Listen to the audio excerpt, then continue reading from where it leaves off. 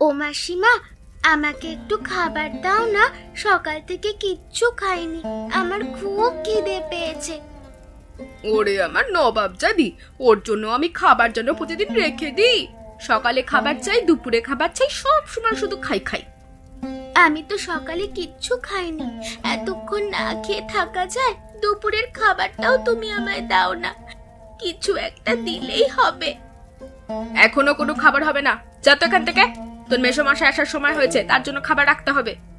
আমি তো অল্প একটু খাবো, মেসোমশাইয়ের খাবার থেকে ভাগ নেব না, তাই আমাকে একটু তো কিছু খেতে দাও।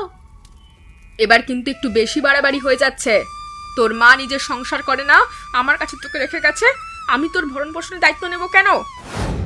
আমি তো জানি মা আমাকে এখানে রেখে গেছে, কিন্তু মা টাকা পাঠায়, সেই টাকা দিয়ে আমার খাওয়া দাওয়া তো হয়। কি আবার মুখে মুখে কথা? এইটুকু মেয়ে হয়ে টাকার হিসেব? দাঁড়া, আজকে তোর একদিন কি আমার একদিন। আমার সাথে বড় বড় কথা, আজকে তোকে আমি দেখাবো। কি করতে যে তোমাকে বিয়ে করেছিলাম কে জানে। তোমার মতো মেয়েকে বিয়ে না করে যদি একটা রাস্তার মেয়েকে বিয়ে করতাম তাহলে হয়তো ভালো হতো। কি, তুমি আমাকে রাস্তার মেয়ের সঙ্গে তুলনা করলে? রাস্তার মেয়ের সাথে তোমার তুলনা হয় না, কারণ তুমি তার থেকেও নিকৃষ্ট। মেয়েদের স্বাভাবিক কাজকর্ম হচ্ছে সংসারের কাজকর্ম, কিন্তু তোমার তো সংসারের প্রতি কোনো খেয়ালই নেই। তুমি কি ভেবেছো আমি এত উচ্চ শিক্ষিত হয়ে তোমার সংসারে দাসীর মতো খাটবো? আমি আমার এত সুন্দর চেহারা নষ্ট করে ফেলবো? এখনো তোমার সেসবের বয়স আছে? একটা বাচ্চা জন্ম দিয়েছো, 12 বছর হয়ে গেছে, অথচ বাচ্চাটাকে ফেলে রেখেছো নিজের বোনের বাসায়। ওকে নিয়ে তোমাকে এত চিন্তা করতে হবে না। ও আমার বোনের বাসায় ভালোই আছে, আমার বোন ভালো মানুষ, ওর খেয়াল রাখতে পারবে। নিজের মা যাকে ভালোভাবে রাখতে পারছে না, মাসি তাকে কিভাবে ভালো রাখবে? আমি তো সেটাই বুঝতে পারছি না। দেখো, আমাকে কাজকর্ম করতে হয়, চাকরি করতে হয়, চাকরি করে সংসারটা টানতে হয়, তুমি তো কিচ্ছু করো না। আমি কিছু করি না সেটা ঠিক আছে, তুমি চাকরি না করলে আমরা না খেয়ে মরে যেতাম না। অবশ্যই আমি কিছু একটা করতাম। ওসব কথা ছাড়ো, তুমি আমার কাজে নাক গলাতে এসো না, আমাকে আমার কাজ করতে দাও। আমি তোমার কাজে নাক গলাচ্ছি না, তোমার এসব আধুনিক চলাফেরা তুমি বাদ দাও। গ্রামের মানুষজন তোমাকে নিয়ে হাসি ঠাট্টা করছে।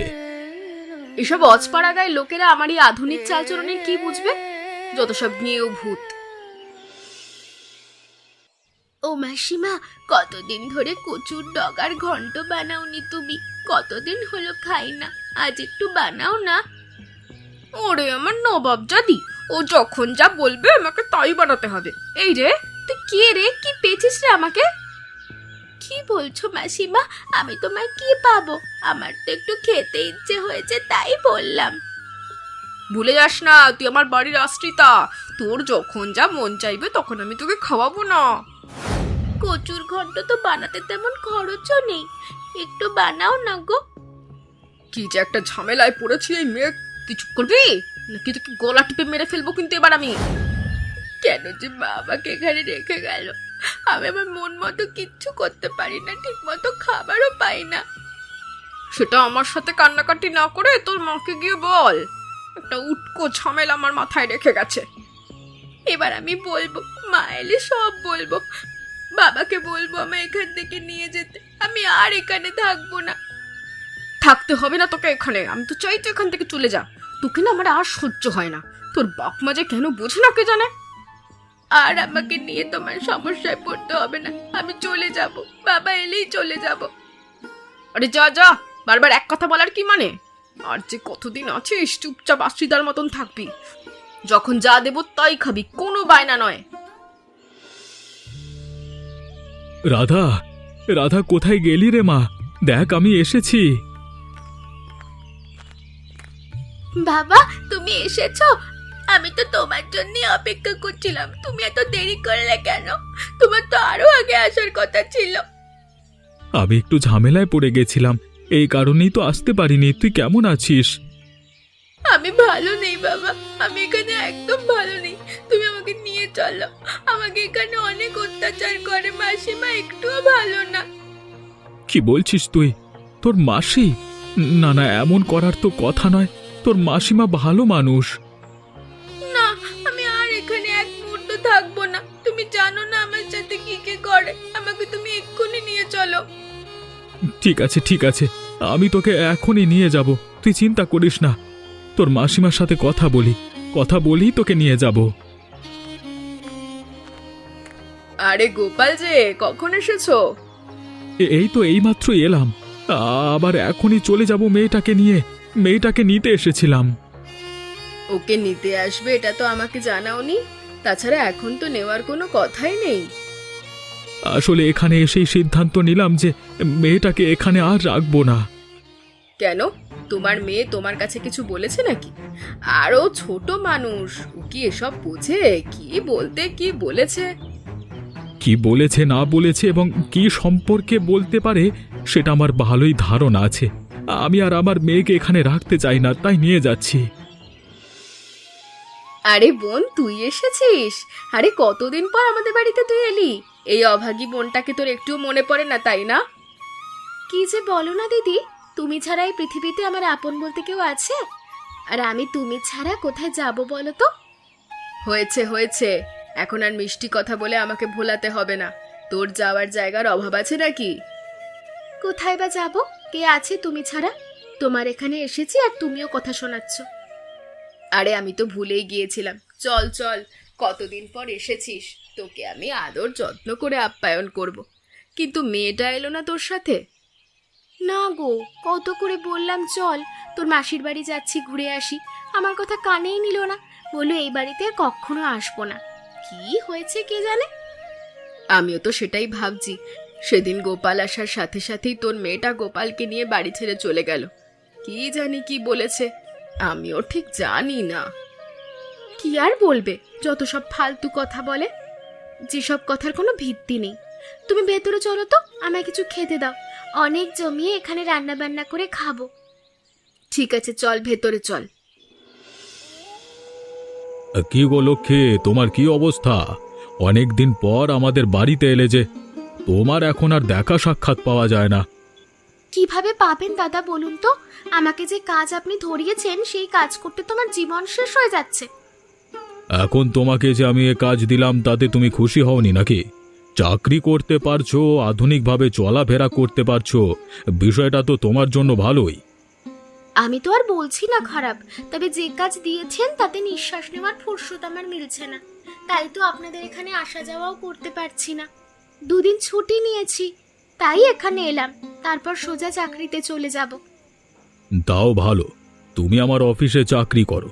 অন্য জায়গায় যদি চাকরি করতে, যতটুকু এই আধুনিকভাবে চলাফেরার সুযোগ পাও ততটুকু পেতে না। তা অবশ্য আপনি ভালোই বলেছেন, এটা আমি অস্বীকার করছি না। গোপাল মনে করে এই গ্রামের আধুনিকভাবে চলাফেরার কারণে গ্রামের মানুষের কাছে নাকি লজ্জিত হচ্ছে। আরে তুই এসব কথা বাদ দে, ও এসবের কি বুঝবে রে? সমাজের সাথে তাল মিলিয়ে চলতে হয়, না হলে সমাজ থেকে পিছিয়ে পড়তে হয়। তাছাড়া তুমিই বলো দিদি, আমাকে যে চাকরি করতে হয় তাতে আমি গিয়ে ওর সাথে চাকরি কোনোভাবে করতে পারি? একদম নয়, যারা বুঝবে না তাদেরকে জোর করে বোঝানোর দরকার নেই। তুই শুধু তোর দাদার এখানে কাজ করে যা। তুমি জানো না গিন্নি, তোমার এই বোনের ক্ষমতা কতটুকু। ওর কারণে আমাদের এই অফিস আরো উন্নত হচ্ছে দিন দিন। এখন মনে হচ্ছে তোমার বোনকে কাজ দিয়ে আমি ভালোই করেছি। হ্যাঁ হ্যাঁ, এমন ভালো কাজ করতে করতে একসময় দেখবেন আপনার অফিস সম্পূর্ণটাই আমি নিয়ে নিয়েছি। তোমার বোন যে চালাক, কবে যে আমাদের সবকিছু ধরে ফেলে আর আমাদের কাজে বাধা হয়ে দাঁড়ায় আমি তো সেটাই বুঝতে পারি না। রাখো তো তুমি, ওকে দেখে মনে হয় চালাক কিন্তু আসলে বোকা। না হলে এই বছরের উপর বছর আমাদের এখানে কাজ করে যায়, ও তো কিছু জানতেও পারেনি। তা অবশ্য ঠিক, উল্টো ওর মেয়েটাকে আমাদের এখানেই রেখে গেছে, তার উপরে আবার মাসে মাসে মোটা টাকাও দিয়েছে আমাদেরকে। সেটাই তো আমার কথা, ওকে কোনোভাবেই বুঝতে দেওয়া যাবে না। তুমি ওর সাথে এত কথা বলো না তো, কখন কোন সময় আবার কি বলে ফেলো।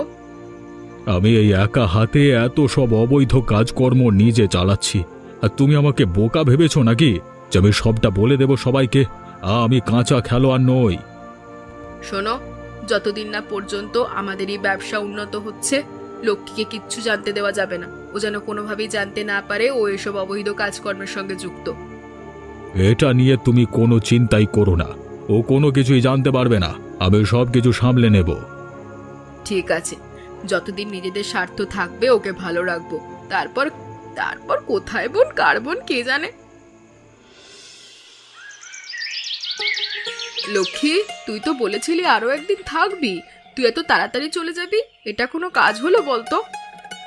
না রে দিদি, আজকে আর নয়। অফিস থেকে খবর এসেছে আমাকে তাড়াতাড়ি যেতে হবে, সেখানে অনেক কাজ পড়ে আছে। তাছাড়া আবার না হয় কোনো এক সময় ছুটিতে আসবো। কি আর করার, ঠিক আছে, তুই তোর দাদার সঙ্গে চলে যা। দাদার সাথেই যেতে হবে, দাদা যখন সেখানেই যাচ্ছে আমি ওখানেই যাব। তোর জন্য আমি আজকে শত শখ করে কচুর ঘন্ট রান্না করলাম, আর তুই না খেয়ে চলে যাচ্ছিস, এটা কেমন হলো? তাতে কি হয়েছে, আমি না হয় পরের বার এসে খেয়ে নেব। তুমি এসব নিয়ে চিন্তা করো না তো দিদি। না না, আমি কোনোভাবেই মানবো না।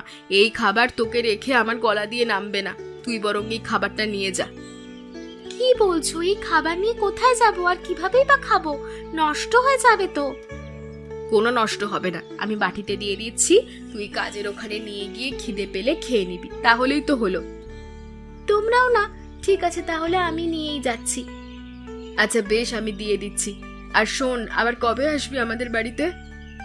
জানি না আবার কবে আসবো, অথবা আদৌ এই বাড়িতে আসবো কিনা সেটাই চিন্তার বিষয়। মা গো, ও মা, তুমি এভাবে শুয়ে আছো কেন? ওঠো না মা, দেখো আমরা তোমাকে নিতে এসেছি। বাবা, তুমি মাকে হাসপাতালে নেওয়ার ব্যবস্থা করো। আর কোনো লাভ নাই রে মা, তোর মা আর এই পৃথিবীতে নেই। তোর মা আমাদেরকে ছেড়ে বহু দূরে চলে গেছে, আর কোনো দিন ফিরে আসবে না। এটা হতে পারে না, আমি ছোটবেলা থেকে মায়ের কাছে থাকার সুযোগ পাইনি, আর এখন সুযোগ হলো আমি মায়ের কাছে থাকতে পারবো না। মা, তুমি আমায় ছেড়ে যেও না। কাঁদিস না মা, কাঁদিস না। আমি তোর মাকে কত করে বলেছি এসব কাজকর্ম করতে হবে না, চাকরি বাকরি ছেড়ে সংসারে মন দাও। সংসার করলে আজকে এই অবস্থা হতো না। কিন্তু মায়ের এই অবস্থা হলো কিভাবে? কে করেছে মায়ের এই অবস্থা? আমি তাকে ছাড়বো না। আমার মা যতই খারাপ হোক না কেন, সে আমার মা। আমি মাকে খুব ভালোবাসি। আমারও মনে হয় তোর মায়ের মৃত্যুর পেছনে অন্য কারোর হাত আছে। এটা স্বাভাবিক কোনো মৃত্যু নয়। আমি এটা কোনোভাবেই মেনে নেব না। তুমি যা করার তাড়াতাড়ি করো বাবা। আমি মায়ের মৃত্যুর প্রতিশোধ চাই। যারা আমার মায়ের এমন অবস্থা করেছে তাদের শাস্তি চাই। মা, তুমি আমায় ছেড়ে চলে গেলে। দেখুন সাহেব, দেখুন কি অবস্থা হয়েছে। আমি মনে করি এটা সাধারণ কোনো মৃত্যু নয়। আপনি ঠিক ধরেছেন, এটা সাধারণ কোনো মৃত্যু হতেই পারে না। এখানে দেখাই তো যাচ্ছে বিষ পানের কারণে মৃত্যু হয়েছে। মুখ থেকে কেমন এই লালা ঝরছে, দেখতেই তো পাচ্ছেন। ওই যে তাহলে আমার মাকে কে বিষ খাওয়ালো? আমার মা নিজে থেকে কখনো বিষ খাবে না। আপনাদের দৃঢ় বিশ্বাস আছে তো যে এই ব্যক্তি বিষ খেয়ে আত্মহত্যা করতে পারে না? আমার দৃঢ় বিশ্বাস আছে। আমার স্ত্রী আধুনিক ধারণার মানুষ, সে কখনোই এমন আত্মহত্যার পথ বেছে নেবে না। তাহলে সে এমন কিছু খেয়েছে যাতে বিষ ছিল। আমাকে একটু দেখতে দিন যে সে কি খেয়েছিল। এই তো মায়ের সামনেই পড়ে আছে কচুর ঘন্ট। নিশ্চয়ই মাসিমা রান্না করেছিল এই ঘন্ট, কারণ গতকাল রাতে মা মাসিমার বাড়িতেই গিয়েছিল। এই মাসিমা কে? আমার স্ত্রীর বড় বোন। আমার স্ত্রী গতকাল রাতে তাদের বাড়িতেই ছিল। ব্যাপারটা কেমন গন্ডগোলের মনে হচ্ছে। এই রান্নাটা যদি তার হয়ে থাকে তাহলে এই রান্নাতেই বিষ রয়েছে। তবু আমি একবার পরীক্ষার জন্য হাসপাতালে পাঠিয়ে দিচ্ছি লাশটাকে। ঠিক আছে, আপনাদের যেভাবে যা করবার প্রয়োজন আপনারা করতে পারেন, কিন্তু আমাদের একটাই কথা, যারা দোষী তাদেরকে খুঁজে বের করে উপযুক্ত শাস্তি দিতে হবে। দেখুন, আমরা হলাম আইনের লোক, আইনের বাইরে আমরা কিছুই করতে পারবো না। তাই আপনাদের ভালো হবে আপনারা আমাদের ওপরে আস্থা রাখুন। হ্যাঁ, আমরা অবশ্যই আইনের আওতায় এনে অপরাধীদের শাস্তি দেব, ঠিক আছে? এ কি, এই তো দেখছি পুলিশ সহকারে তুমি আমাদের বাড়িতে চলে এসেছো। কি হয়েছে? কি হয়েছে মানে? আপনি বুঝতে পারছেন না? আপনার বোন মারা গেছে, আর আপনি এখানে দিব্যি ঘুরে বেড়াচ্ছেন। আপনার না আদরের বোন হয়? কি বলছোটা কি? আমার বোন মারা গেছে? না না, এটা হতে পারে না, আমার বোন মরতে পারে না। এমন নাটক করছেন, আপনাকে তো গ্রামবাসীদের সংবর্ধনা জানানো দরকার। হ্যাঁ, নাটক? কিসের নাটক? গোপাল, এই পুলিশ কি বলছে? আমি কি বলছি সেটা এক্ষুনি টের পাবেন। আপনি মেরেছেন আপনার বোনকে। আপনার রান্না করা কচুর ঘন্ট খেয়েই আপনার বোন মৃত্যুবরণ করেছে। এটা কিভাবে সম্ভব? না না, এটা হতে পারে না। আমি আবার নিজের হাতে রান্না করে দিয়েছি। এটাই তো একমাত্র কারণ, আপনি নিজের হাতে রান্না করে নিজের হাতে বিষ মিশিয়ে আপনার বোনকে খাইয়ে দিয়েছেন। বলুন কেন, বলতেই হবে। কি এমন কারণ যে আপনি আপনার আদরের বোনকে মেরে ফেললেন? আপনি কি এখানেই সব সত্যি স্বীকার করবেন, নাকি আপনাকে থানায় নিয়ে উত্তম মধ্যম দিতে হবে? থানায় নিয়ে যাবেন? না না, আমাকে থানায় নিয়ে যাবেন না। আমি যা করেছি আমার স্বামীকে বাঁচানোর জন্য করেছি। স্বামীকে বাঁচানোর জন্য? আসল ঘটনাটা কি বলুন তো? আসলে কয়েক বছর ধরে আমার স্বামী অবৈধ ব্যবসা করছে, আর সেই ব্যবসায় আমার বোনকে লাগিয়েছে। আমার বোন এসবের কিছু জানতো না। ও খুশি মনে চাকরি করত। তাহলে তাহলে শেষমেশ লক্ষ্মীকে মারবার কারণ কি? যখন আমরা এই বিষয়ে কথা বলছিলাম ও সব শুনে ফেলেছিল। আমি সেটা বুঝতে পেরে এই কচুর ঘন্টর সাথে বিষ মিশিয়ে দিই। আমি যা করেছি আমার স্বামীকে বাঁচাতে। কিন্তু এখন আপনিও বাঁচবেন না, আপনার স্বামীও বাঁচবেন না। আপনাকে তো ধরে নিয়ে যাবই। আপনার স্বামী কোথায় সেটা বলুন। আমার স্বামী তো বাড়িতে নেই, গতকাল রাত থেকেই বাড়িতে ফেরেনি। বুঝেছি, পালিয়েছে, কিন্তু পালিয়ে আর যাবে কোথায়? আমাদের হাতে ধরা পড়তেই হবে। কি সাহেব, আপনি এত সকালে আমাদের বাড়িতে? কিছু হয়েছে কি? খুশির খবর আছে। রামেশ্বর পণ্ডিত গত রাতে আমাদের হাতে ধরা পড়েছে। তাকে আমরা থানায় নিয়েছি। আশা করছি দুজনের উপযুক্ত শাস্তি হবে। না কাকু, উপযুক্ত শাস্তি হবে বলে আশা করা একদম উচিত হবে না। আপনি আমাদেরকে কথা দিন এই দুজনকে শাস্তি দেবেন। আমার মাসিমা আমাকে কম অত্যাচার করেনি। অবশ্যই, আমি সেই দিকে ভালোভাবে খেয়াল রাখব। আমি চাইবো ওদের দুজনের উপযুক্ত শাস্তি হোক। আপনাকে অনেক অনেক ধন্যবাদ। আপনার কারণে আসল দোষী ধরা পড়েছে এবং ওদেরও শাস্তি হওয়ার ব্যবস্থা করে দিয়েছেন আপনি। ধন্যবাদ দিতে হবে না, এটা আমাদের নিত্যদিনের কাজ। আর একটা কথা, আপনারা এখন আপনার স্ত্রীর লাশ হাসপাতাল থেকে নিয়ে আসতে পারেন। তদন্তের কাজ শেষ হয়েছে। ঠিক আছে সাহেব, আমি এখনই গিয়ে আমার স্ত্রীর লাশ নিয়ে আসবার ব্যবস্থা করছি। সৎকারের ব্যবস্থা করতে হবে তো, তাই। তুমি জানো না বাবা, আমি যখন মাসিমার বাড়িতে থাকতাম আমাকে তখন কচুর ঘন্ট দিত না। কিন্তু মাসিমা আমাকে খাওয়ালো না, খাইয়েছে আমার মাকে, আর আমার মা সেটাকে ওপরে চলে গেল। ভাগ্যিস তোকে খাওয়ায়নি, তাহলে তোর মায়ের সাথে তোকেও ওপরে পাঠিয়ে দিত তোর মাসিমা। তোর মাসি এতটা খারাপ আমি আসলেই বুঝতে পারিনি। আমি তোমাদেরকে কতবার বলেছি আমি ছোট বলে, অথবা ছোটরা কখনো মিথ্যে কথা বলে না বাবা, বানিয়ে বানিয়ে কথাও বলে না। বুঝতে পারছি না, সবকিছুই আমার ভুল ছিল। তোর মাকে আমি কতবার করে বুঝিয়েছি, এভাবে আধুনিকতা বাদ দাও, আধুনিকতা বাদ দিয়ে সংসারে মনোযোগ দিলে আজকে তোর মায়ের এই দিন দেখতে হতো না, আর আমরাও তোর মাকে হারাতাম না। এবার বুঝতে পারলাম বাবা, সময়ের সাথে অনেক কিছু তাল মিলিয়ে চলতে হয়, কিন্তু অতিরিক্ত কোনো কিছু ভালো নয়। অতিরিক্ত সবকিছুই বিপদ বয়ে আনে। বুঝতে পারছি মা, সবকিছুই আমার ভুল ছিল। তোর মাকে আমি কতবার করে বুঝিয়েছি, এভাবে আধুনিকতা বাদ দাও, আধুনিকতা বাদ দিয়ে সংসারে মনোযোগ দিলে আজকে তোর মায়ের এই দিন দেখতে হতো না, আর আমরাও তোর মাকে হারাতাম না। এমন মজার গল্প দেখতে আমাদের চ্যানেলকে সাবস্ক্রাইব করতে ভুলবেন না।